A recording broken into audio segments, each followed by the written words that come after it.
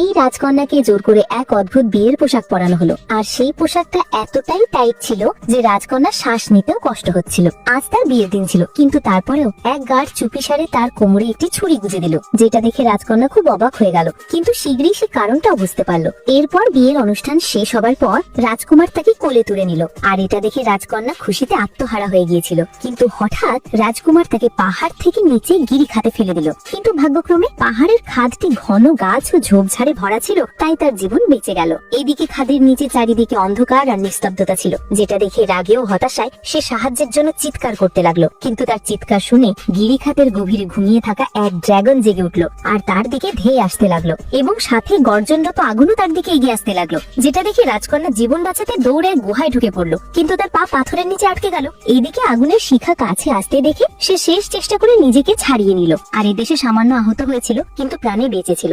এরপর সে ছুরি দিয়ে নিজের পোশাক ছিঁড়ে ক্ষতস্থানে বেঁধে নিল, তারপর মশাল জ্বালিয়ে সে খাদের গভীরে এগিয়ে চলল। ভাগ্য তার সহায় ছিল, তাই সে গলন্ত বরফের ফোঁটা দেখতে পেল এবং সেখান থেকে জল পান করে ক্লান্তিতে চোখ বুজে ফেলল। কিন্তু সে জানতো না যে বিপদ তার খুব কাছেই চলে এসেছে। এরপর যখন সে চোখ খুলল তখন সে দেখলো বরফ গলে আগুন হয়ে গেছে।